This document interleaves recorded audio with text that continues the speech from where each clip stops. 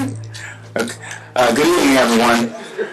Thank you for coming out. We'd like to call our meeting to order. Tonight is February 18th, 2020, and we'd like to stand for the Pledge of Allegiance and a prayer. To the flag of the United States of America and to the republic for which it stands, one nation, under God, indivisible, with liberty and justice for all.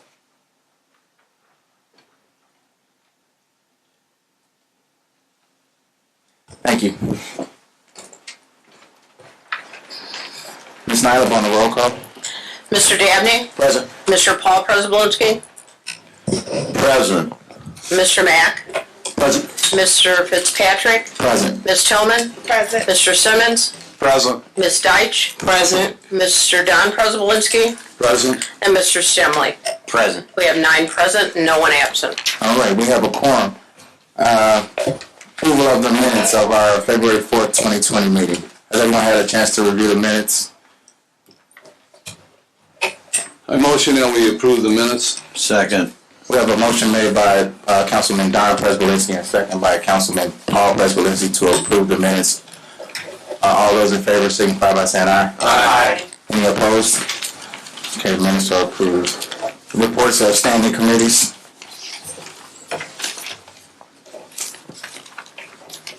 All right. Okay, these are the minutes of the February 18th, 2020 Council Finance Committee meeting. The Finance Committee meeting was called to order at 6:04 p.m. by Chairman Dabney to review claims filed since the last meeting.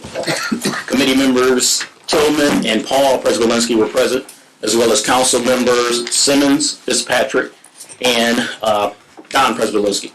City Controller Yvonne Hoffmaster was in attendance as well. Claims reviewed total $61,038.53 from the Riverboat Fund, $0 from the Boyd Development Fund, and $124,272.82 to pay the Energy Systems Group for a total docket of $185,311.35. There was discussion regarding the Energy Systems payment, but the questions were all answered to everyone's liking within the Finance Committee. Councilman Przebolski, Paul Przebolski, moved to recommend approval of the docket with a second by Councilwoman Tillman. The motion was approved unanimously. And on a motion made by Councilman Paul Przebolski and a second again by Councilwoman Tillman. Got to change that to woman in my notes. The meeting was adjourned at 6:18 p.m. Summary of claims are as follows. From that Riverboat Fund, Acme Communications, Inc., $385. Amateur Sports Promotion, $110. AT&T, $3,644.54. Crown Castle Towers, LLC, $978.58. DLZ, $1,921.90. Great America Financial Services, $663.15. Pitney Bowes, $106.77. Security Automation Systems, $4,800 even. SEH of Indiana, LLC, $3,614.81. Verizon Wireless, $270.08. Comcast, $43.70. And there was a local grant match for Lake Michigan Coastal Grant of $44,500. For a total coming from the Riverboat Fund, once again, of $61,038.53.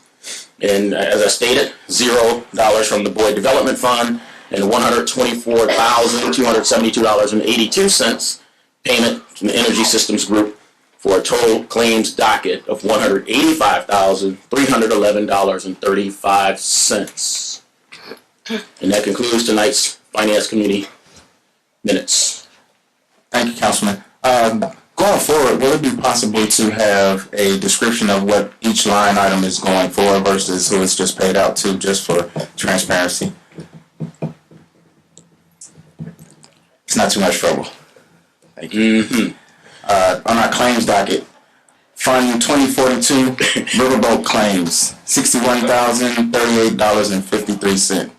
Fund 2031 Boy Development, $0. ESG Claims, $124,272.82. Is there a motion to approve the claims docket? So move. Support. We have a motion by Councilman Paul Prespolinski and a second by Councilman Dabney to approve the claims. All those in favor of approving the claims, signify by saying aye. Aye. Any opposed? Claims And I have a question in regards to that request. Yes, sir. You said you want me to repeat that, please? I'll just give a quick example. If you're saying, okay, we had $50 to McDonald's, it was hamburgers for a boys' soccer game, versus just saying $50 to McDonald's. So break down and explain every single invoice that comes through the docket. Not like extremely detailed, just a little more information, just so the public knows where the dollars are going to versus, or what the purpose behind them are for versus just what the number is. And I'm just giving a little pushback on this because when I say Verizon Wireless, $270.08, or the local grant match, Lake Michigan Coastal Grant, $44,500. I feel like I'm giving detail of what it's going for. Now I'd be breaking down every single invoice. I'll look into that. Yeah. So what was the 270 for the Verizon for? I would imagine telephone service. I get that. But for who? So. Okay, I'll look into it. Thank you, sir. Moving on, any reports of special or select committees?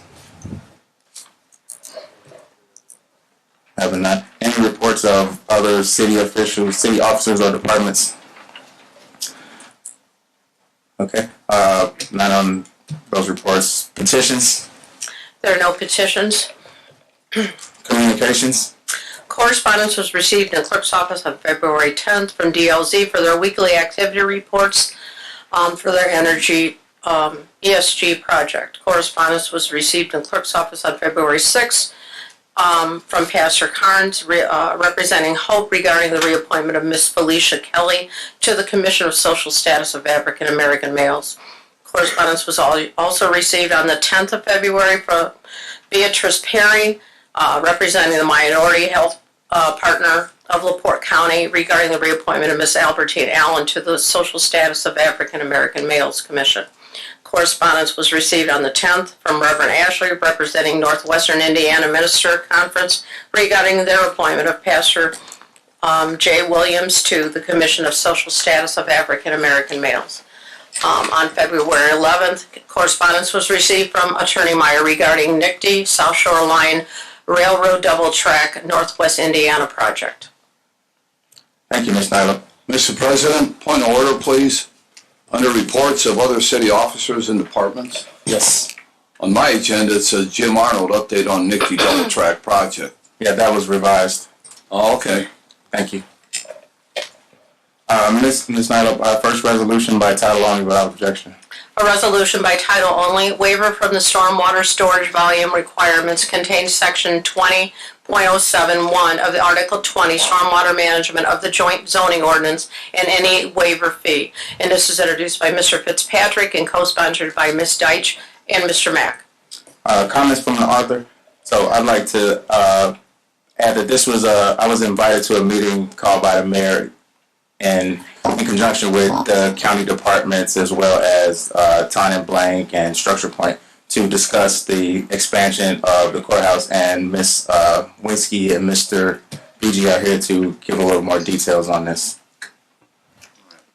Please state your name and address for the record. Doug BG, Drayton BG, Sorrel, and Elliott, 820 Jefferson, LaPorte. I represent LaPorte County. Our first request tonight is for stormwater storage. Under the code, if we stay under an acre, we're exempt. But we're right at an acre. So we're a little concerned we may go over. We're asking for a waiver because we're going to put in a water solids separator, and we're going to clean that every 6 months. There's no change in the permeable surface at the courthouse. We're not adding payment or deleting payment. It's going to be all the same. But this is a $24.5 million project. Without this waiver, the county's going to be forced to expend about $450,000. This water separator that we're suggesting would be $65,000. And again, I think we're going to be under an acre, but there's a possibility we may go over. And if the contractor digs too much, we'll be in violation. So we're trying to be safe rather than sorry, and we're asking the councilor for a waiver on the stormwater.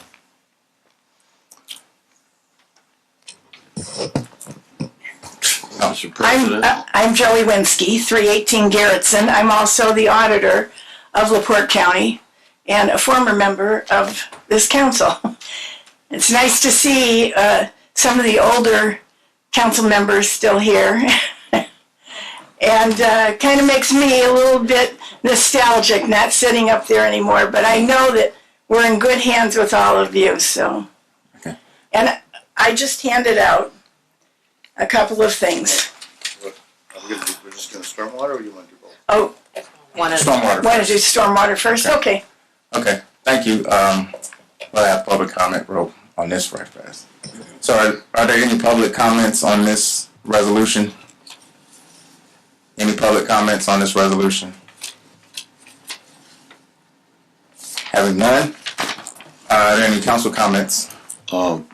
Mr. President. Councilman President. Can I be added as a co-sponsor on this, please? Yes. Ms. Nyla, yeah, Yes, Mr. I will. Paul Prespolinski as a co-sponsor. Thank you. Any further council comments? Councilman Dabney? Yeah, I might have missed it. I was reading something here. What was the waiver of fees? What was the total amount of fees that we'd be waiving? There's no change in fee. Okay, we're just asking for the waiver of the requirement on the 1 acre. But the dollar difference is for the county and what we call it the county for construction. Mm-hmm. And this would save the county about $350,000. So that's the waiver. Yeah, the next resolution we're going to talk about is waiver of the building permit fees. The dollar amount On permit fees? of the waiver. Because it says waiver from the stormwater storage volume, and it gets to the end, it says of the joint zoning ordinance and of any waiver fee. I'm trying to figure out, is there an actual dollar amount attached to fees we would be waiving? If we're over an acre, Okay. then we would qualify for a waiver program for MS4. Okay? Gotcha. That fee would be a combination of additional drainage that the county would have to store, and then the difference would be a waiver fee that the county would pay that would be applied to some other stormwater project. Our request, though, has no financial bearing on Okay. the stormwater department or sewer system. Was that all, Councilman Dabney? Yeah, that's it. Okay. Councilman Paul Prespolinski. Attorney Beige, the stormwater, is it a permit that besides what you would have to spend to comply with the MS4 program for the storage of the stormwater? Or is that the total fee? Is that your cost estimate to implement the stormwater storage to make it applicable for the MS4 program for the county? If we were over an acre, yeah, that's the cost would be $415,000 or so. If we Okay. were over an acre. But again, we're right at that acre. I understand. Thank you. All right, any further council comments? Any further council comments? I move to approve. Support. We have a motion to approve by Councilwoman Deitch and a second by Councilman Paul Prespolinski. Is there any further discussion? All those in favor of approving this resolution signify by saying aye. Aye. Aye. Did you have something to add? I was going to ask for a voice vote by the clerk, but you already took the vote, so we'll go with it. Okay. Any opposed? Are there any opposed? Okay. The resolution is approved. Thank you. Thank you. Thank you. Ms. Nyla, our second resolution on first reading by title only without objection.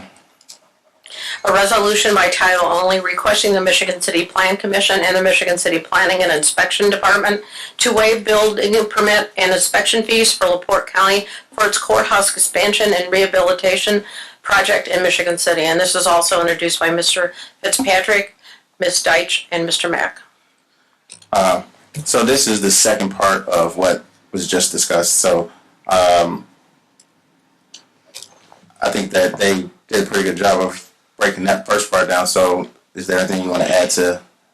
Well, yeah, I just want to make sure the council has the information. With the building permit fees are about $152,000. But as you know, the courthouse has been in rough shape for some time. We've had a couple fires there, and we need to redo the electrical. Now, our total investment is going to be about $24.5 million. So it's a large project. When we're done, we're going to be about 87,900 square feet. And we're going to tear off the back of the annex on the courthouse, rebuild a new annex. In considering our request, I want to remind the council we have to have a Superior Court in Michigan City by state statute. That's 33-33-46-4. But the rest of the resources that the county provides are not statutorily required. And so the reconstruction of this courthouse is going to be a benefit to the citizens of Michigan City in that we have 4D, the health department. I mean, those are heavily used. The citizens of Michigan City would have a tough time getting support for a lot of these services that are provided. The treasurer pays taxes, we have the prosecutor, we have the public defenders, probation, child support payment. All those happen in the courthouse. Now, as part of this process, we're going to remove 8th Street and move everybody into one place so it'll be more convenient for the citizenry. And Mrs. Winsky's just itching to tell you about the numbers a little bit more. Well, first of all, it's been brought to my attention that there may be a trade. Maybe we would give you 8th Street if you want that for this. Let me draw your attention to the second page that I gave you. These are all the properties that we have given the City of Michigan City, its front and back, from the 2015 tax sale and the 2019 tax sale. And it equals about $1 million in appraised or assessed value. The taxes that we forgave on these properties the amount was $722,392. Not to mention that you'll all remember in 2011, we gave you a little building on Franklin Street. We forgave the taxes on a little building on Franklin Street called Art Space. So there's another almost $18 million that we also gave you. I'm a huge proponent of cooperating and working with the city. I think that governments should work together for the common good and for the better of the city. So I would be happy to take that back to the commissioners if that's what you'd like to do to make that exchange. The commissioners are the body that has to grant that. We will be using that building probably for 18 to 24 months while the courthouse is under construction. That's where we plan on moving some of our offices so that they don't have to be involved in the basement. And one of your councilwomen knows how that is. But we'd like to renovate some of the 8th Street space and move some of our offices over there during that construction. But after that period is over, there's no reason why we shouldn't go to the commissioners and maybe think about an exchange.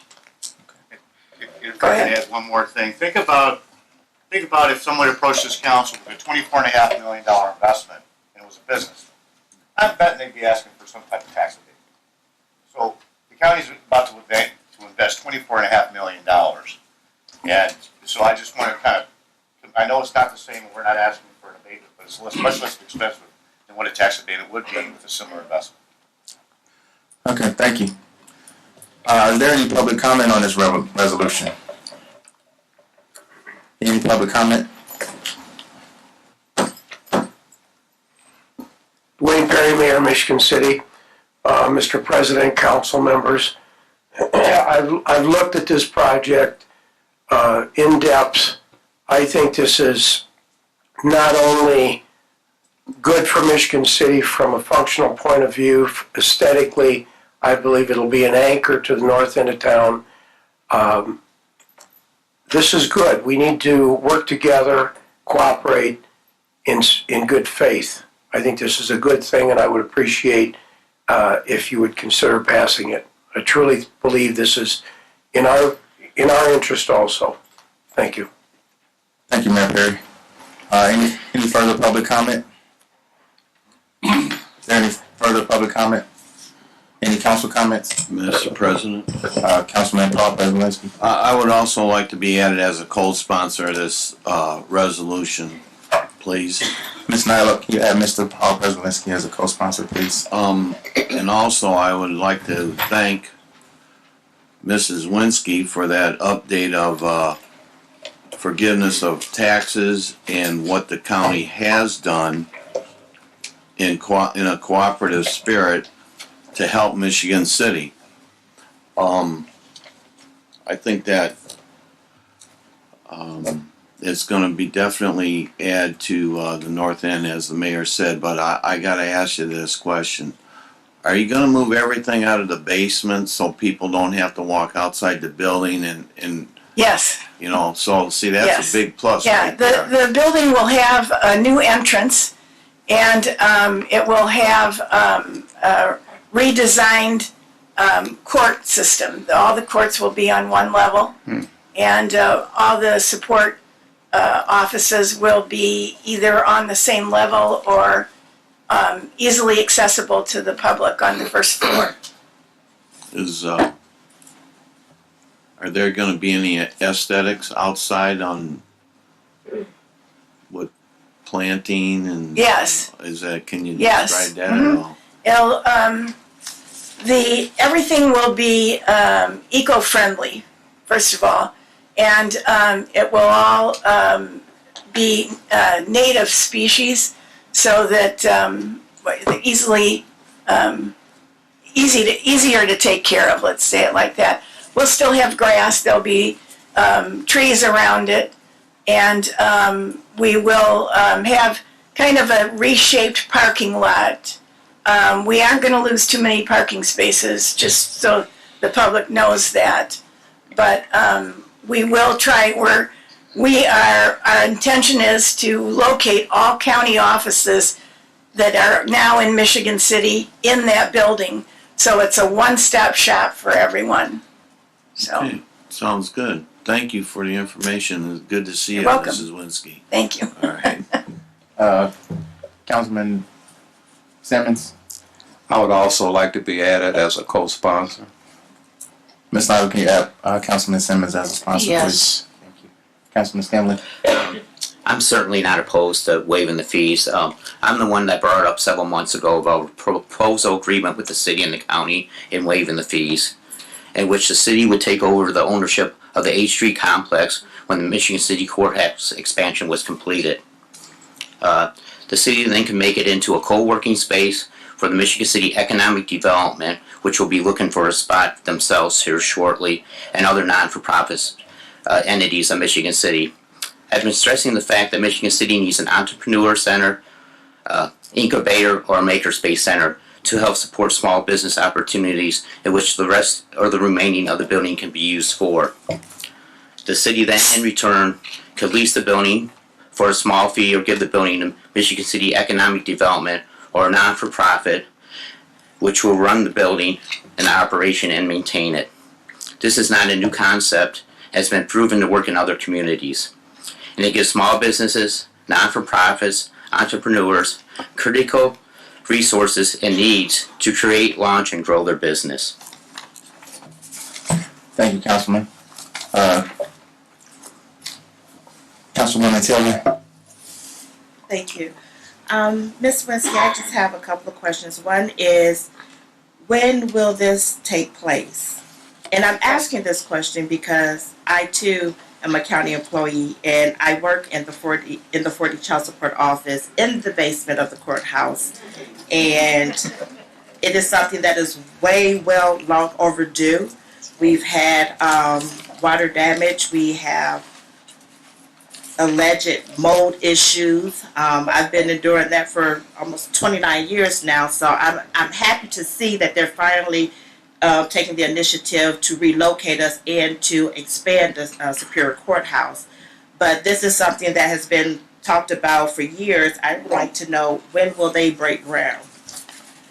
Well, our intention is to break ground in the middle of May. That's yes. And it's also hoped that we could move your office over to the 8th Street building as soon as I can meet with the prosecuting attorney and make sure that's okay for him. We would never do anything without his blessing also, but you're right. And your office was one of the catalysts to get this project going. We've been working on this for 5 years, and it's been, like Tracy said, or Councilman Tillman said, it's long overdue. Long overdue.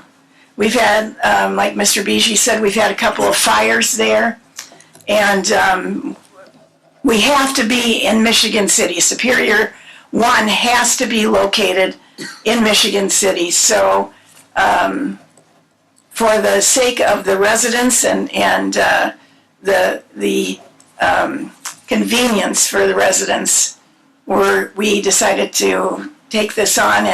And let me also say that this will not raise the tax rate 1 penny. We're going to use alternative monies for this. We're going to use our local income tax money.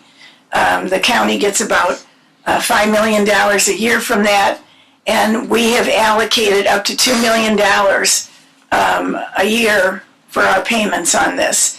We're hoping to pay this off within 10 years, maybe 12, and that's our hope. So appreciate anything you can do for us. Thank you, Mrs. Winsky. Can I, one more other question? I'm not in opposed. Can you speak into the mic, please, Councilwoman? My apologies, President. I'm not opposed to the waiver. I'm just concerned with the relocation of, will everyone within the courthouse or just everyone in the basement of the courthouse that will be relocated to 8th Street? And if so, what is the square footage of 8th Street? You would probably have half of that building. And it looks smaller from the outside than it is. The building goes all the way back to the alley, and there's a lot of space down there. In fact, I think there's a little more space than there is in the basement. I don't have that square footage. That's one thing that I did not think about. And will we be able to receive a copy of the actual or the final plans? The final what? Of the remodeling. The whole yes. Courthouse? We had our final meeting today, and I don't know if I'm sure that at some point. I think after the. Yeah, sure, go ahead. After the final redraw is done, we can certainly make it available to you to view, but we cannot release the plans to the public for security purposes. Oh, that is true. I forgot about that. Thank you. Thank you, You're Councilwoman. Councilman Dabney? Okay. I'm also in favor of this, what we're looking at here with this resolution. And you said you were talking about or considered the property over on 8th and coming into the city coffers. But I was also wondering or thinking, has there ever been thought of annexing into Michigan City, what's out there south of 400, where the hospital stands and where the other medical facilities stand out there on 421, or Franklin turned it into 421. We provide all those services, police, fire. If anything starts to burn down, our fire department's going to be there. And I was just wondering, has there ever been talk of like this exchange, so to speak, of annexing what's south of 400 into the city. I can touch on that for you. That's a TIF area, and we still owe money in that TIF area right now. So under Indiana state law, we wouldn't be able to do that until that is paid off. But right now, it seems logical to me, but that's another Board of Commissioners question. Right. Except that, that TIF area prohibits us from even thinking about it. Mm-hmm. And I think there's probably about, and I should know this exactly because I'm doing my annual report right now, but I think there is probably 10 to 12 years left on that. It's actually an economic development loan for that LaPorte Hospital building there. So, anything is possible if you just have the idea and you work together. Anything's possible. So. Yeah, I knew that was part of the county TIF. Yeah. What about a possibility of a dual TIF with the city? I don't think you can do that, but that's a good question. Mm-hmm. Thank you, Councilman. Councilman Don Brzezinski. Thank you, Mr. President. Attorney Beatty. I don't have any questions, and I can see that on this particular vote, I'm going to be maybe the lone man out, but that's okay, because I'm going to explain my position and why I'm in opposition to the waiver. I'm not in opposition to the reconstruction of the courthouse, because I understand it has to be done, and that's been underway for 5 years, 6 years, whatever it's been. And when I was the president, I was approached by some of the commissioners to sit down and talk about this fee, but it never came about for whatever reason. But I just want to state my reasons why I'm objecting this waiver fee. And number one, I'm going to start with the fact that for the past 2.5 months, 3 months, Michigan City, we've had financial issues.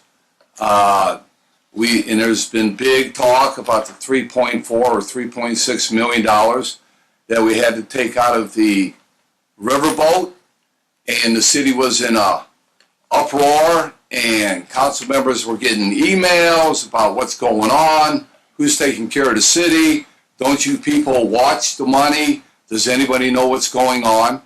And we've all gotten these emails, and we've all talked about this. If the city was not in the financial condition it's in right now, I may not have a problem granting a $200,000 waiver. We're talking $200,000 here. We're not talking $50,000 or $10,000. $200,000 is what we're talking about here.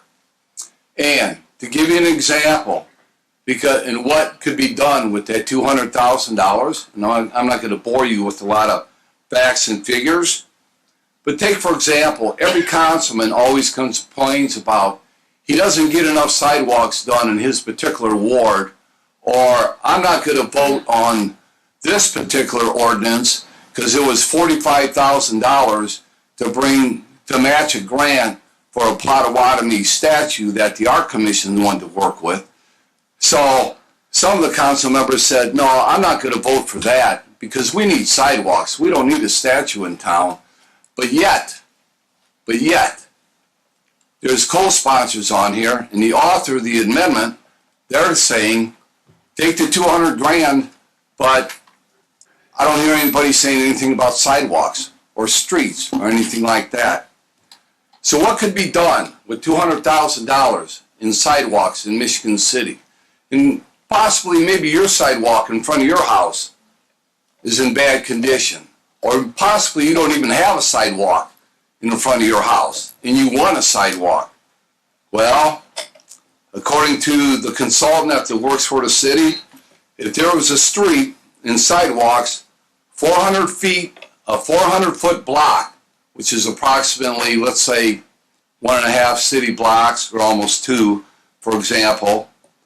You could remove and replace a sidewalk. You could replace 5 drives, 1 alley on each side of the street, 8 ADA ramps, for a total of 2.6 blocks for $175,000. So you could get almost 3 blocks of sidewalks, ADA ramps, and alley work done for $175,000. So that would cover that. And there's more examples on sidewalks.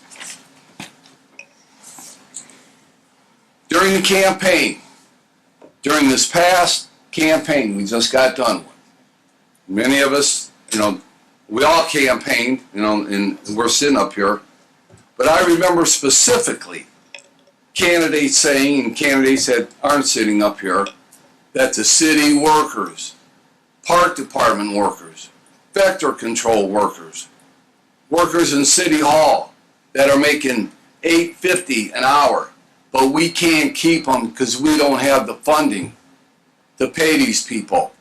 So they leave and they never come back, and that's why we don't get a lot of things done during the summer, because it's a revolving door, because you're paying people $8.50 an hour. I don't know how many people here are going to work for $8.50 an hour, but I bet if I asked for a show of hands, not one person would raise their hand. So, with that $200,000, we could probably give raises out to these folks, maybe employ better people so that they could stay all summer. Take, for example, park department, lifeguards, vector control, and the list goes on.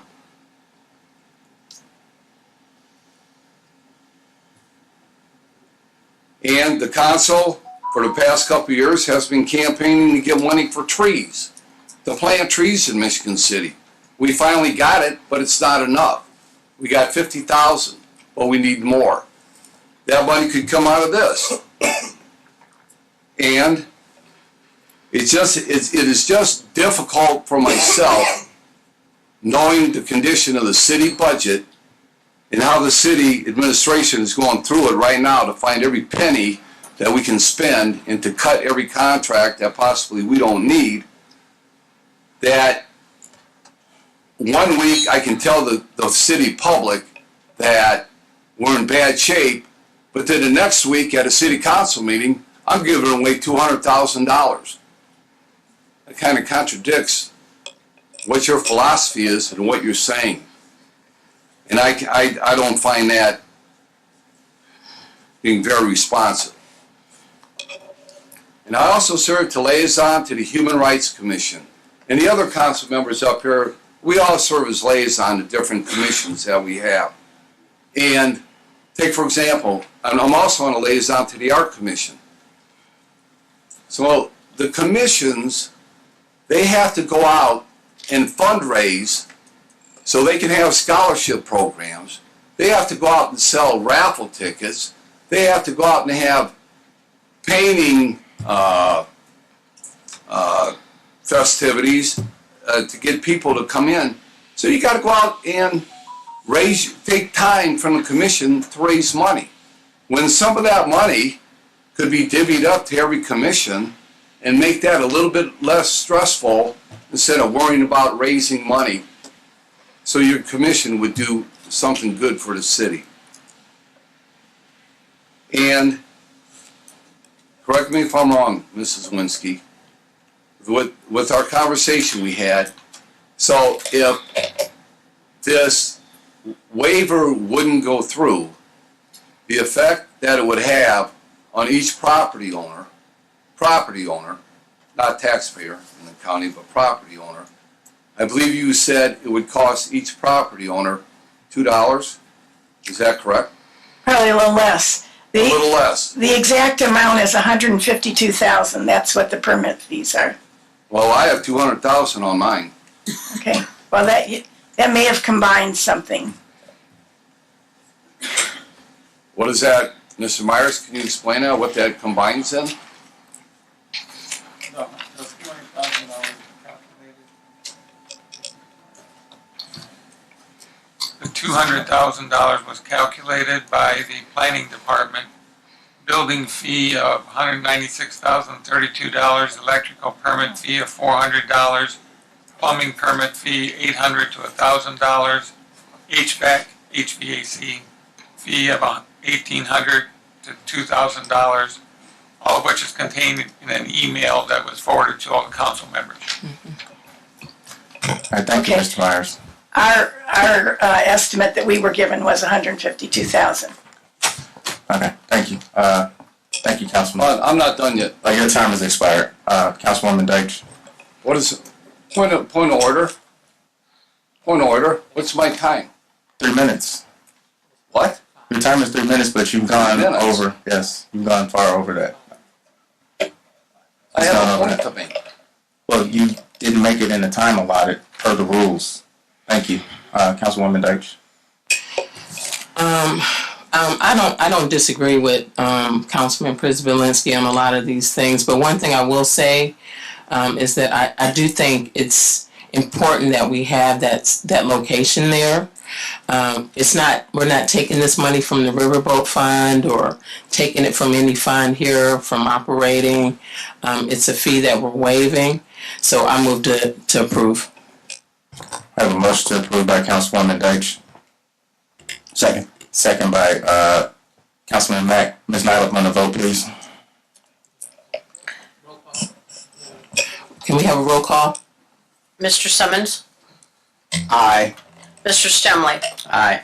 Mr. Paul Przybylski? Aye. Ms. Tillman? Aye. Mr. Dabney? Aye. Mr. Fitzpatrick? Aye. Mr. Mack? Aye. Ms. Deitch? Aye. And Mr. Don Przybylski. Nay. We have 8 in favor and 1 opposed. Thank you very much. Thank you. Ms. Nyla, by third ordinance by title only without objection. A resolution by title only requesting the Michigan City Plan Commission and the Michigan City Planning and Inspection Department to waive building permits and inspection fees for Habitat for Humanity to construct a house at 204 Hobart Street, Michigan City, Indiana. And this is introduced by Mr. Dabney. Does the sponsor have anything to add? There's someone here. I'm sorry, there's someone. There you go. Do you want me at the microphone or am I loud enough? To the microphone, please. She represents Habitat for Humanity. She's going to give a little bit of information about some of the good they do. Good evening, everyone. I am the Executive Director of LaPorte County Habitat. We are based in Michigan City and we build alternately in Michigan. Can you state your name and address for the record, please? My name is Sophia Coleman and Address. my address is 7 Muirfield Drive, Michigan City. Thank you, Ms. Coleman. Thank you. We build alternately in Michigan City and LaPorte City.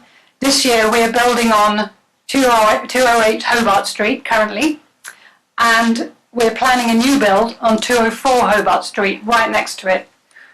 We select our families, low-income families, and we're currently in the selection process at the moment. Thank you. Thank you. Councilman Damon, did you have anything else to add? Yeah, and just a quick, to add on to the end of that, I actually asked what's the amount of the fees, and I think I got somewhere in the neighborhood of about 900, something like that, Yeah. in regards to waiver of fees, so. Thank you. Thanks. Does anyone from the public wish to speak on this resolution? Anyone from the public wish to speak on this resolution? Are there any council comments? Motion to approve. Councilman Paul Przybylski. Well, that's all right. We can have a second and let me speak on the matter. A second. We have a motion by Councilman Dabney and a second by Councilman Paul Przybylski. I would like to also be a co-sponsor of this resolution.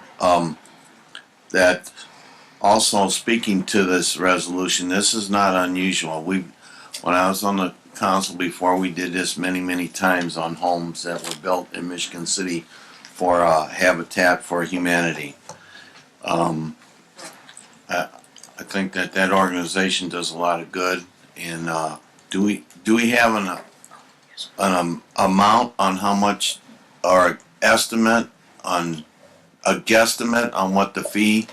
I think they're going to be approximately 900. Okay. So that'll buy a lot for inside that house, I would imagine. It certainly will. Right. Thank you. Councilman. And I would like to be added to the resolution as well. I know that in several weeks we'll be bringing something very similar for this, for the building of the ramps with North Central Community Action Agency. So I would like to be added as a sponsor, co-sponsor as well. Ms. Nyla, can you add Councilwoman Deitch as a co-sponsor as well? Will do. Thank you. Are there all those in favor of, were there any further council comments? Any further council comments? Okay, all those in favor of passing this resolution signify by saying aye. Aye. Any opposed? Resolution is approved. Thank you. Thank you. Ms. Nyla, our first ordinance on second reading by title only without objection. An ordinance on second reading by title only, amending the municipal code, section 2-57B, to add language to said section regarding council sponsorship of ordinance or resolution. And this is introduced by Paul Prespolinski and co-sponsored by Don Prespolinski. Does the sponsors have anything to add at this time? No, I have no information. All I can say is that this is a change in the council rules defining when an individual can introduce legislation. Thank you, Councilman. Is there any public comment on this ordinance? Any public comment on this ordinance? Any further council comments? Any council comments on this ordinance? This ordinance will be carried over for third reading. Unfinished business. Council has seven appointments to the Commission on the Social Status of African American Males. We have the incumbents, Ms. Albertine Allen from Minority Health Partners, and Pastor Edward Daniel Carn Sr. from the Ministerial Association, Mrs. Felicia Kelly from Hope Community, Ms. Tracy Tillman, council appointment, and all four terms expire February 15, 2020. Ms. Nyla, have we received any letters of appointment? We have received a letter from Ms. Albertine Allen from the Minority Health Partners of LaPorte. We also received a letter from the Ministerial Association appointing Pastor Williams to that for this next year. And also, what was the other one? There was one more. Was it Ms. Kelly? Kelly, Felicia Kelly from the Hope Community. And we have not received anything representing the council appointment. Okay. So, with the exception of the council appointment, are there any objections to approving these appointments to the social status of African American males? Okay, all those in favor signify by saying aye. Aye. Aye. Motion carries. Nomination. The council has one nomination to the Michigan City Tree Board. Term expires March 15th, 2020. Neighborhood Association representative incumbent Ms. Laura Henderson. Ms. Nyla, was there a letter submitted for this appointment? No, we haven't received anything from the Neighborhood Association. Okay, thank you. So, Mayor Perry is requesting the advice and consent of the member of the Michigan City Council regarding the appointment of Ms. Elena Yosida as a member of the Michigan City Tree Board. Mayor Perry is requesting the advice and consent of the member of the Michigan City Common Council regarding the reappointment of Ms. Robin Cohn as a member of the Michigan City Public Art Committee. Mayor Perry is requesting the advice and consent of the council regarding the reappointment of Ms. Shannon Easton as a member of the Michigan City Public Art Committee. Mayor Perry is requesting the advice and consent of the council regarding the reappointment of Ms. Jane Daly as a member of the Michigan City Public Art Committee. Mayor Perry is requesting the advice and consent of the council regarding the reappointment of Ms. Judy Jacoby as a member of the Michigan City Public Art Committee. Mayor Perry is requesting the advice and consent of the council regarding the appointment of Ms. Carol Ann Brown as a member of the Michigan City Public Art Committee. Mayor Perry is requesting the advice and consent of the Michigan City Council regarding the appointment of Mr. Matt Kubik as a member of the Public Art Committee. Mayor Perry is requesting the advice and consent of the council regarding the reappointment of Mrs. Kathy Dennis as a member of the Public Art Committee. Mr. President, if we could, I make the motion that we can vote for all these folks in one vote Support. instead of eight separate votes. Okay. There's a motion by Councilman Prespolinski, second by Councilman Deitch to vote for all of these in one vote. Are there any opposed to that? Okay, all of those are accepting the advice and consent of the mayor signify by saying aye. Aye. Any opposed? Okay. Congratulations, everyone, been reappointed and appointed. Okay. So we have a presentation by Mr. Mike Nolan, or is it Mr. Arnold from NICTY? Okay. This is an update of the South Shore Double Track project. Thank you, Mr. Nolan. Thank you, Mr. President, Council. Thank you for having me here again. We've been here a number of times over the last few years. By the way, my name is Michael Noland. I'm president of the South Shore Railroad. We're with my wife. We're at 2711 Floral Trail in Long Beach, Indiana. I'm also here with our newest appointment to the NICTY Board of Directors, Jim Arnold, who many of you recognize, I'm sure, and also Nicole Barker, who is here. She's our project manager for the Double Track project.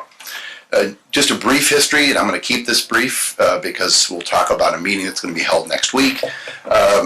In 2016, I was before the council, and we entered into an agreement between the railroad and Michigan City to put the double tracking project along 11th and 10th Streets, and it was the springboard to get this project rolling. A year later, in the General Assembly, we received $6 million a year from the state to match $18.25 million from each of the four counties to fund the local share of that project. We've completed project development, which means we've done 30% of our engineering. We've completed all of our environmental work. Last summer, we submitted the plan to the federal government to request entry into engineering and to receive a rating.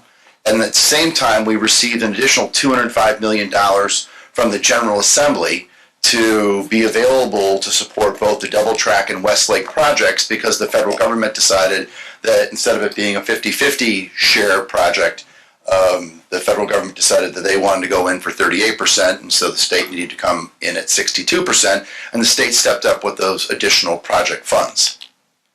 This past February 10th, we received the positive word from the Federal Transit Administration.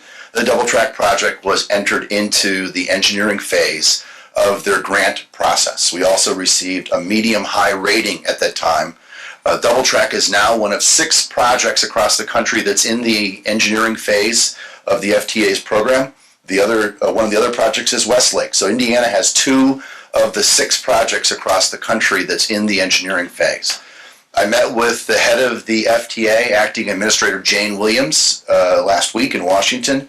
She has said in no uncertain terms that getting into engineering is the FTA's way of saying they want to fund your project. Now, there's still some things that we need to do, dot our I's, cross our T's before they'll give us that grant, but that's their way of letting us know that you've done what you need to do to establish a project that they want to fund. With the entry into engineering, we will immediately start with the critical aspect of the project, which is property acquisition.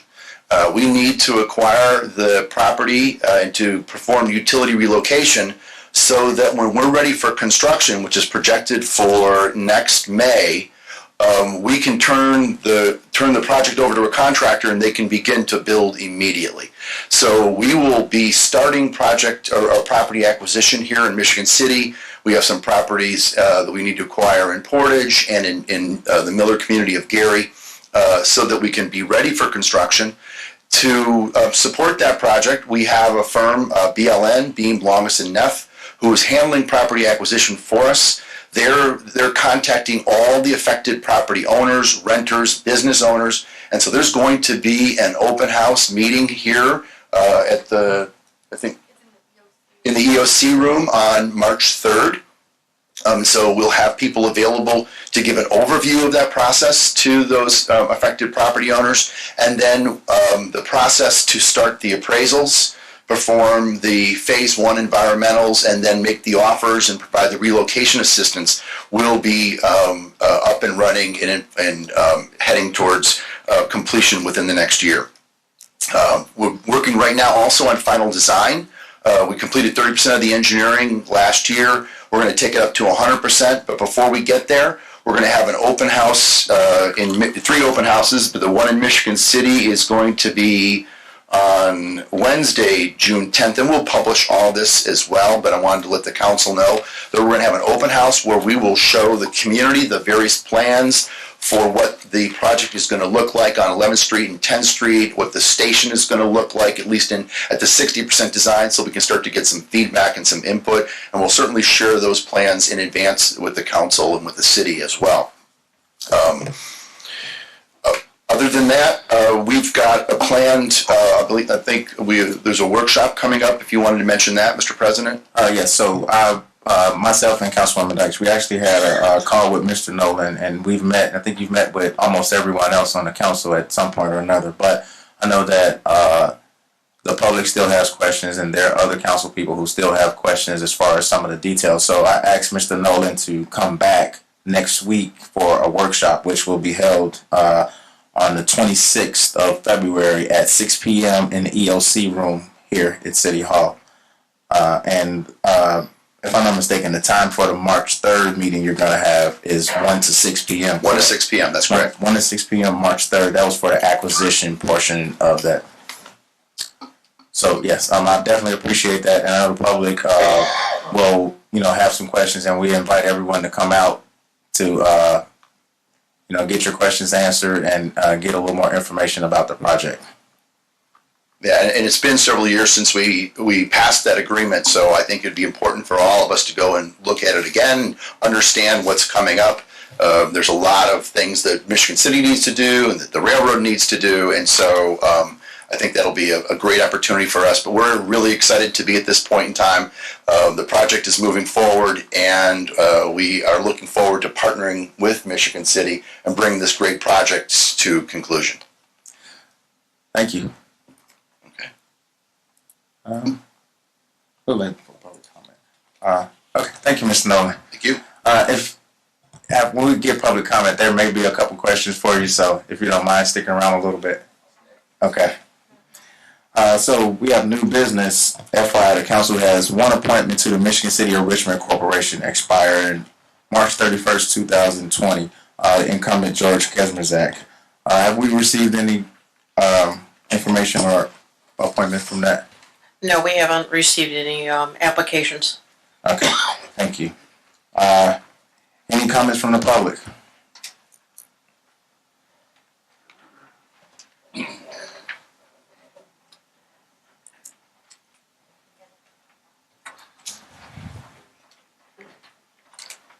Good evening. Please state your name and address for the record, please. Sure. I'm Heather Ennis, President and CEO of the Northwest Indiana Forum, located at 6100 Southport Road in Portage.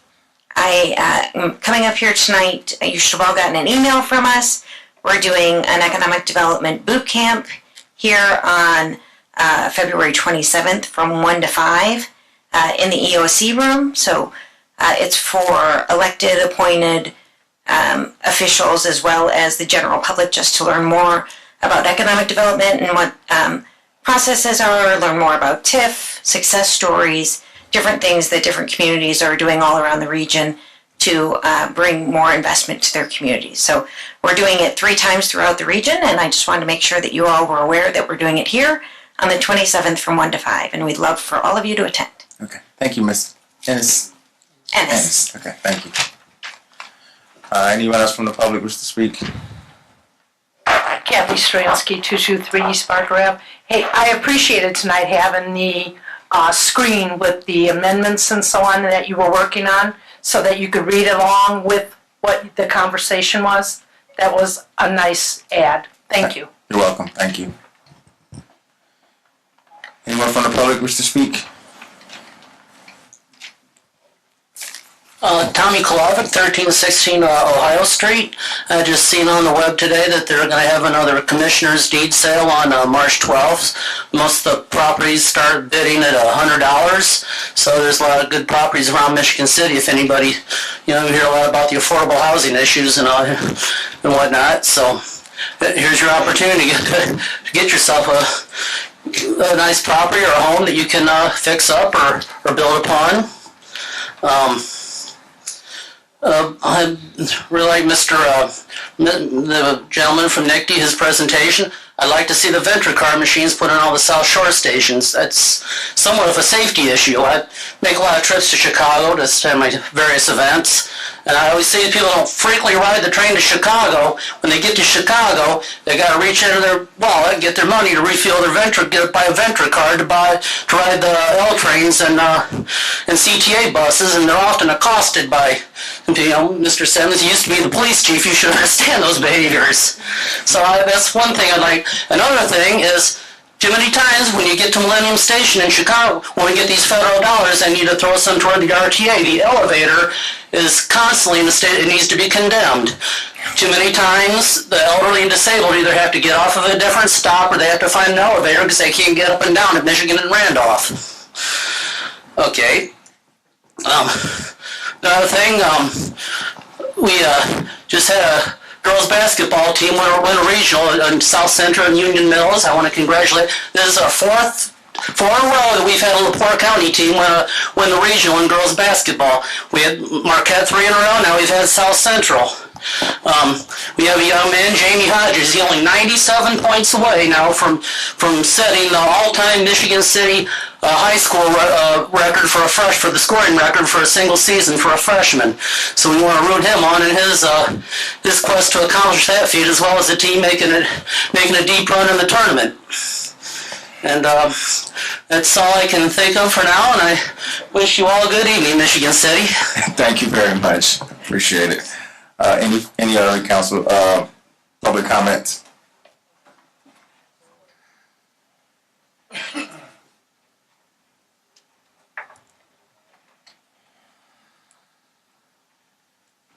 Tom Smith, 1710 West 10th Street. Got a few different points. I thank Mr. Presbolinski for his points. I totally agree with that.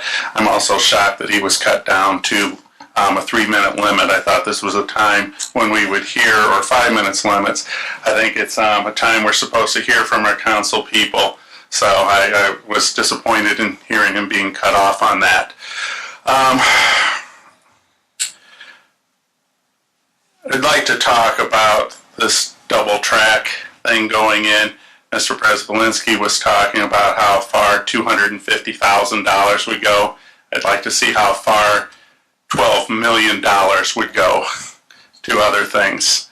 The concept of this whole thing, the propaganda that has been given, the numbers that have been given, continually change. I would love to go through some history like was done before. When this was first brought to us, it was brought to us because we couldn't have signaling in the railroad tracks. This was done in 2012.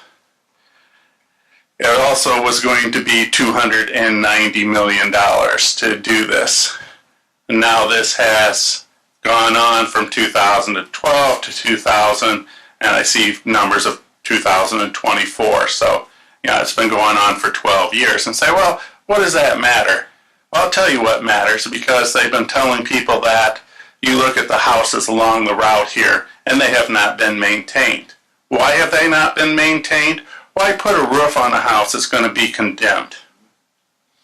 And so this time has been going. But you know what it also has done? It has driven the property values down. So NICD is going to get this properties at a better deal than if they would have came in 2012. But no one thinks about that except for the poor people who are actually in this. We are given facts that, this is going to be so great for Michigan City. And we keep on hearing these numbers. It's going to cut off 40 minutes to the trip to Chicago. That's a total fabrication. The 40 minutes is if this train doesn't stop at any other stops on the way to Chicago. But it's a number we hear. The 10 minutes is a correct number that it will have. And then there's a fact about safety. It's talked about how safety is going to be improved. Well, okay, let's talk about safety. We have a pretty doggone good record here in Michigan City. There has not been one fatality on the tracks. Not one. In fact, the tracks that go through in downtown Michigan City that are in the streets, there has not been a hospitalization from an accident on that. In fact, if you look at the records, the last time I saw, there has only been 4 incidents with cars and trains in that time period. And again, not one person went to the hospital from these things. So our safety record's pretty good. But no one's talking about the higher speeds that the train is going to be running through here. And I'm not too worried about the passenger trains. What I'm worried about is the freight trains. You see these cars that go down the tracks, you see the maintenance that's been done on these things. They creak, they scream, they do all kinds of things. What if a tanker car tips over in downtown Michigan City? If you look, these tracks are going to be closer to houses than any other place in Michigan City. You take a look at the other railroad tracks, you will see that they are much further away from homes than what this is. Okay, thank you, Mr. Smith. So you're cutting me off on time. Your time has expired, yes, sir. So it really doesn't matter if my house is being taken. My time has been cut out. Yes, we'll be having the workshop next week. You're more welcome to attend. Thank you. Are there any further public comments?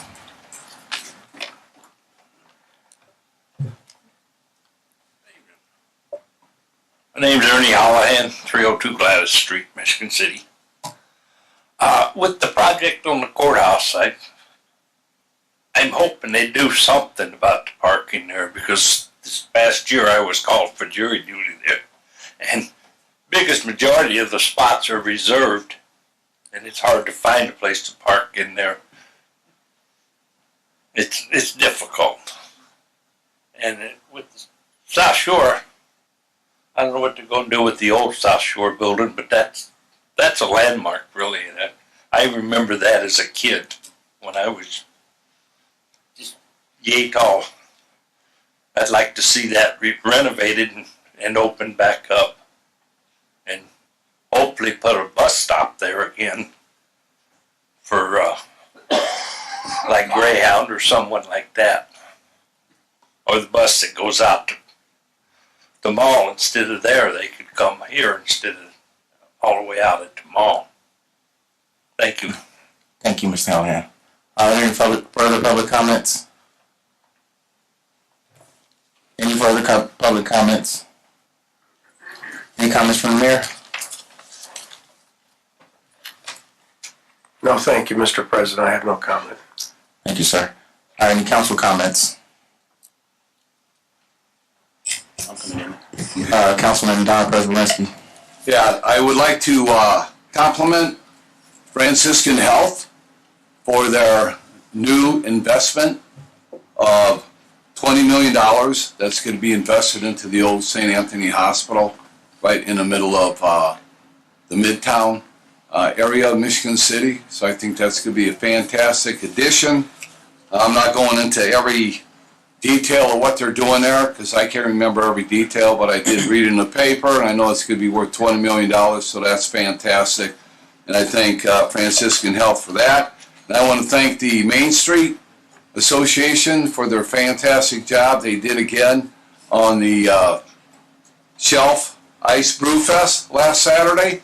The Main Street Association, everything that goes on Franklin Street, all the festivals, in the summertime, the Taste of Michigan City, they do all that work.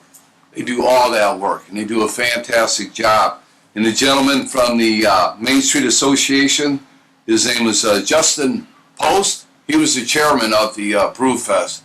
So I know that had to be a monumental task trying to get that put together. But I just want to thank them for doing that. And just a comment, Mr. President, with the new rules being put into order here now with the decor of the console, wish you would have possibly send out an email to say that we're now going to have a time clock in the county or in the council chambers, and that you would get 5 minutes to speak. And when the public comes up to speak, I think that they need to be reminded then that they only get 3 minutes on their comments. And that way people know how to plan and address their comments that they had towards the council. And I have a question for the parliamentarian. Okay, with this 5-minute ruling now, with the speaking. I'm also reading, and I don't know if you have it in front of you, but the council rules, and under 2.61, section B, where it says that the council member shall be allowed 5 minutes to speak. Yeah, and then you get 3 more. Well, I wish that the president, under such a, and I had just a few more comments to make, that he could have said, okay, your original 5 minutes are up, but now that we are going by the 5-minute rule, and you can't go over the 5-minute rule, that you'll get a second time where you can come back and make a comment for 3 minutes. So for the council members that don't know that, I'll give you a copy of it so everybody knows how to address your comments on the city council now. Thank you. Thank you, Councilman. Any further council comments? Councilman Dadden. Yeah, real quick, just want to make an announcement. Next Thursday, February 27th, at 6 o'clock, down at the fire training station at 2501 East Michigan Boulevard, from the people in my neighborhood that's near Water Tower Park. I'm going to do a financial aid information presentation. I'm going to discuss the federal Pell Grant, how to complete the free application for federal student aid, how to apply for state grants, and how to apply for the 21st Century Scholars for our 7th and 8th grade students out there. And also I'm going to talk about the Promise Scholarship. I have all this knowledge from past job. I was director of financial aid, and I worked in the financial aid office for over 12 years at Purdue North Central back before it became Purdue Northwest. So I decided that since I think education is a great equalizer for our people, that I'm going to put on this financial aid presentation to help any parent, any student that wants to find out how to complete these forms the correct way.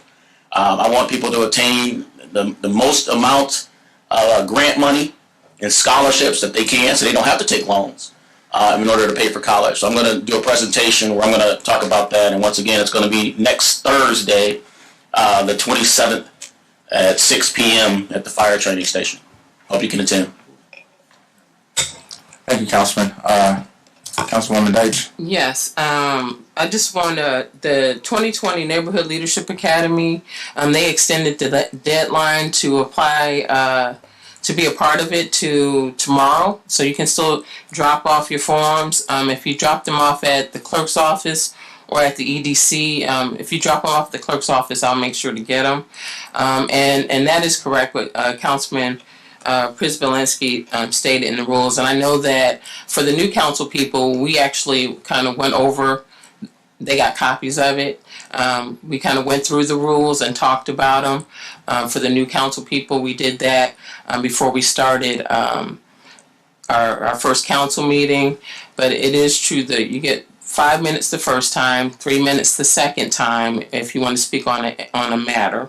And if we want to extend comments or the time period, we would need unanimous consent for the vote to allow someone to extend their time at that time. So I think the clock is more that it's bright and red, but yeah. So typically in the rules, you get 3 minutes from the public standpoint, and then we get 5 and 3 to speak on any matter. So that is correct. So I guess it's going to be a learning curve for all of us. And looking at that clock when we're speaking. So again, thank you. And there is a workshop this Saturday as well scholarship workshop at High Praise Ministries from 12 to 2 p.m. So if anybody's interested, we have about 10 students there that have signed up, but we will look for some more. So appreciate everybody being here, and folks from NICD and all of the folks that have spoke from the public. Thank you. Councilwoman. I'm going to piggyback on Angie's event she's having Saturday. If you have applications out there that you'd like me to give out, then, you know, I can do that as well. So, okay, thanks. Thank you. Councilman Prespolinski. Yes, Councilwoman Deutsch, I'd appreciate after the meeting, if you could show me where that's at, where by unanimous consent that the council member can speak a third time. No, we can vote to suspend the rules by unanimous consent for anything in that section. That's all I'm saying. Okay. I wasn't saying that. I'm just saying that Yeah, you I can didn't see it extend. printed No, it's not in the printed. council rules. It's not printed. That's the way you kind of stated it. No, I'm saying that if, like, for instance, if you were 5 minutes over, we can all just say by unanimous consent, we can just allow you to go ahead and keep speaking. I mean, we don't have to stop at 5 minutes. Okay. We can just allow you to But do the that. one that's speaking has to ask if they can have an additional 5 minutes. Okay. Any further council comments? Councilman Stanley. I just wanted to reiterate Don Prespolinski's about the Shelf Ice Brew Fest. Like I said, I want to thank Justin Post for taking this enormous event on. Of course, the Main Street Association, with their help and all the volunteers, to draw over 2,000 people through downtown Michigan City on a February afternoon. I also wanted to add, too, that it's to my great pleasure to serve as a liaison to the Redevelopment Commission, and when I went to the last meeting, I was very happy to see our council appointee to be up with the board members, where they can give a comment after everything. I never realized why the school board appointment would sit up there without the council's appointment to sit there. So I wanted to add that and thank the Redevelopment Commission for passing that. I also wanted to add that it's been a great honor to serve you as a council member. I believe Mayor Perry and his assembled team will elevate Michigan City to a new level. With the recent opening of the event coordinator position, Mr. Perry welcomed me to accept the position. Unfortunately, I can't be on both the city council and event coordinator's position. It's been a very difficult decision. I cannot think of another job where my abilities and my 20 years of experience in organizing events and working with nonprofits match so well. This position will play a major role in improving the quality of life for the citizens and youth of Michigan City while attracting tourism and revenue. I will ensure the public and continue to work on old and new projects and programs for the future and vision of Michigan City. So with this said, I will be announcing tonight that I will be accepting the position of Event Coordinator of Michigan City. I want to thank all of my supporters who elected me to the City Council and ask for their support of the city as I assist in this new position to create a better and more vibrant community. Thank you.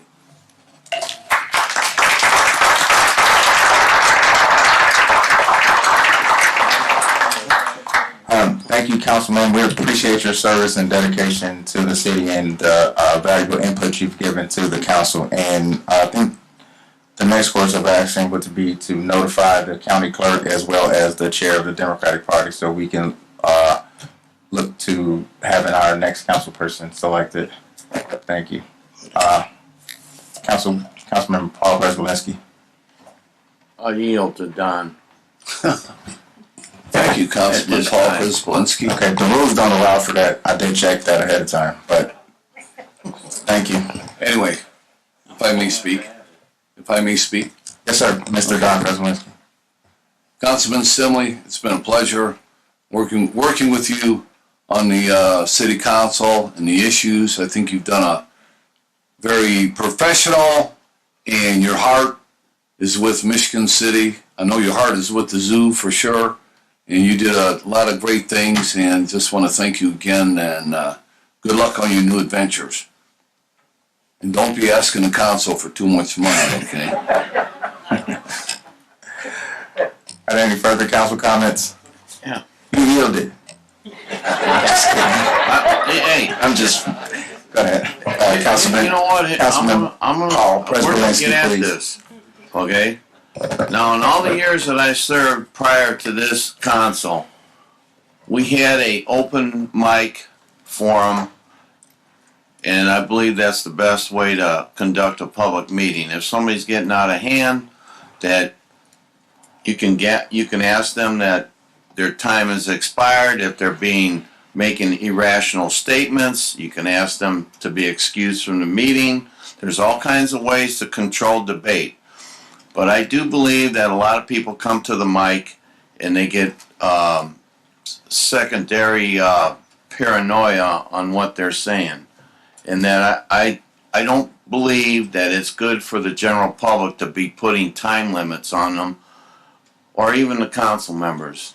We didn't enact that, and we did not. The only time that I can remember that we enacted time limits is when we knew we had a big audience and it was a controversial issue to control the meeting. And I will say that for the council rules to be implemented, that at this particular time, I think for the sake of open debate, that we should be able to speak freely and openly on a matter, as long as you're not being too winded. But also, with something that you did say, Mr. President, earlier, that if my recollection is correct, that if it's not stated in the council rules, that Robert's Rules of Order supersede, and you have to follow Robert's Rules of Order. So when I yielded to Don, it was covered under Robert Rules of Order. And I will say this, if you want to nitpick the council rules, we'll start writing them. And we'll just nitpick it to death. I think this is an overreach to the council members and the general public of high-handedness. Thank you. Thank you, Councilman. One more comment, Mr. President, if I may. Councilman Mack. Oh. Hard to get a word in here. I too want to thank Mr. Stimley for his service. My childhood memories would be much different without his participation and leadership in, parades and zoos and just a tons of stuff. So thank you, and it's been I'm looking forward to seeing some of that stuff come back officially from the city. And I've also been working with two people, a couple people. One, baseball on the west side. That's not ready to be implemented yet, but we will have kids playing baseball on the west side this year at the park by the prison. We're going to make that happen. And the second thing I've been talking about with someone is about recognition, especially during the Black History Month, of another one of our important names in the history of Michigan City that maybe some of the youngsters don't know as much about, and that we're going to be recognizing shortly. And I'd like one of our esteemed citizens, Mr. Brett Kelly, to come forward and speak on that. You're using my time. We've only got, point of order. Yes. So, public comment would have been the appropriate time for Mr. Kelly. If I thought you were giving the explanation of it, we got to suspend the rules to allow that. So I don't know if everyone is in agreement with that. Yeah. Okay, we are going to be following rules here, and I don't mind that. As long as the rules are applied equally to everybody, rules are rules, and I'm a rule person. And Mr. Kelly misunderstood the timing for public comment versus council comment, because us councilmen get winded. So we're going to be introducing, Mr. Kelly will at our next meeting, some form of recognition for Mr. Mayor, our deceased Mayor Hatcher, who is a Michigan City resident. Brett has an accumulation of information. Mr. Hatcher was a Michigan City graduate, a graduate of Valpo Law School, I believe, and Ball State University. He was the first African-American mayor for Gary, Indiana, and I believe one of the first African mayors of any major city. He has a litany of other accomplishments that I had no idea until I did a little research on it. And he's a Michigan City, born and raised. So we believe this would be a perfect time to bring up some of his accomplishments and in some form or fashion recognize him as an important historical figure for Michigan City. And I'm looking forward to your next council meeting, Brett. I won't let you slip by. Thank you. Thank you, Councilman. Councilman Prespolinski. Mr. President, for the future, if, you and the Councilwoman Deitch, the parliamentarian and the Vice President decide to make changes to the protocol of the council, please send out an email so that we're made aware of it prior to the meetings, instead of possibly having a meeting and even having meetings with the new council members and deciding this is the way we're going to go at the beginning of the year, but for whatever reason exclude the other members of the council. We're supposed to be working as a team here. We're supposed to be communicating between each other, and we're not supposed to be working on islands. Our number one objective here is to make Michigan City move forward and not to start having issues that take place up here, because we have to make big decisions to move the city forward.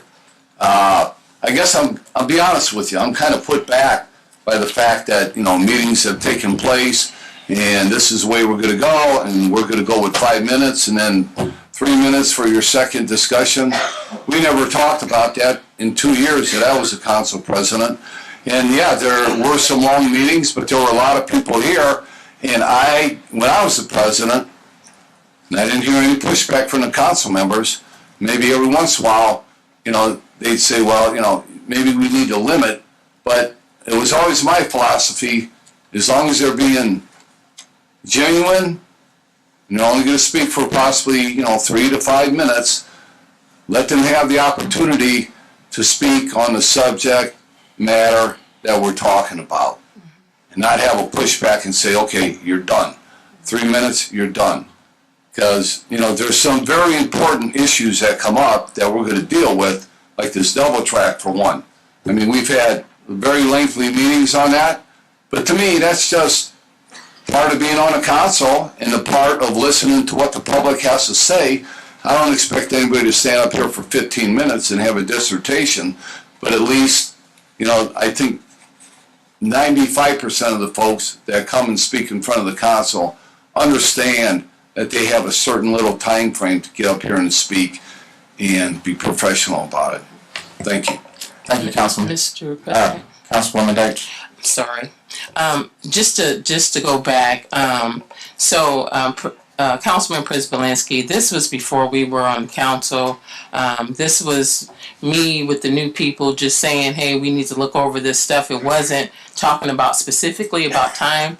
I appreciate the fact that I don't think the intent is to stop people. At least that's not how I see the rules. Those were the rules that have been there forever. We just went over all of the rules.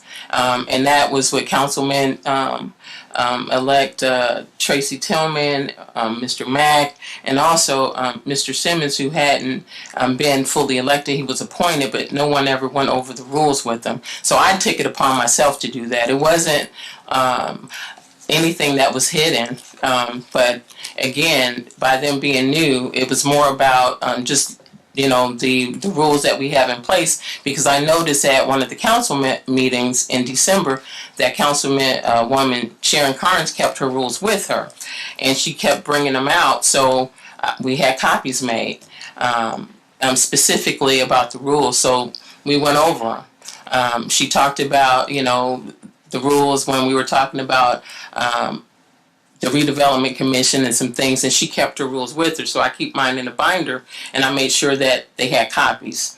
So that's all that was. But again, it was the rules that were there. Nothing different from protocol. That's just what was printed. I didn't change anything. I just read what was in there.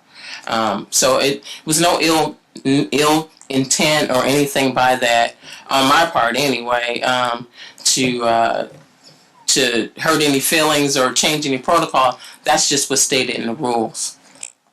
Thank you, Councilwoman. Point of order, Mr. Chair, if I may. In the rules, since we're talking about this parliamentary procedure, that when you want to enact the rules, you have to make an announcement at the beginning of the meeting. So I think that what happened tonight was a misnomer to the general public and to Councilman Przybylski. So I think in the future that if you want to do that, that we're gonna have to look at a different method.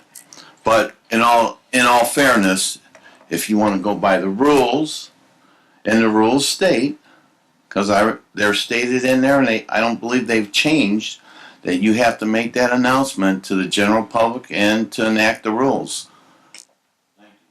Thank you, Councilman. Are there any further council comments? Any further council comments? Councilman Simmons? Yes, I would like to congratulate my good friend John Stimley on his new position and wish him well. John and I came on together through the caucus. We began through the caucus and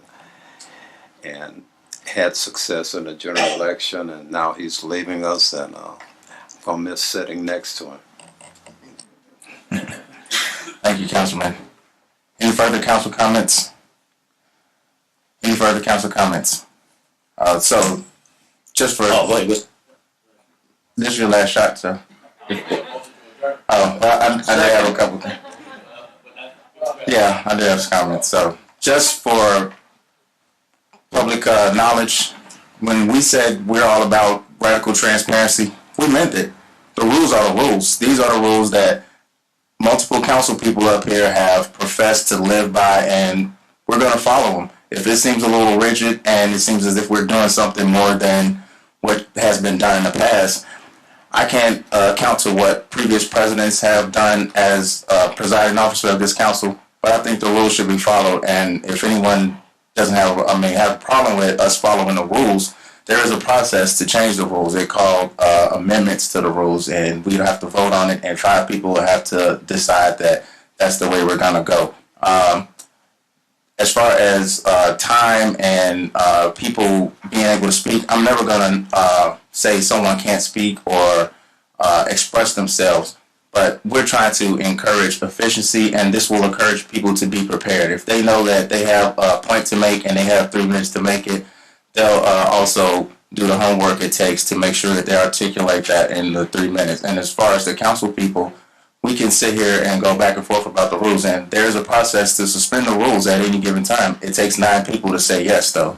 And going forward, I don't think that it's considered nitpicking because we're following the rules. We live in a nation of laws. If we don't have rules and we don't follow them, where are we? There's chaos. So, but that being said, I just want to say no one's picking on anyone. The rules will be applied to everyone. What's good for me is what's good for anyone in the general public. And just wanted to end on that note. We had a motion to adjourn and a second. All those in favor, signify by saying aye. Aye. Meeting closed. Aye.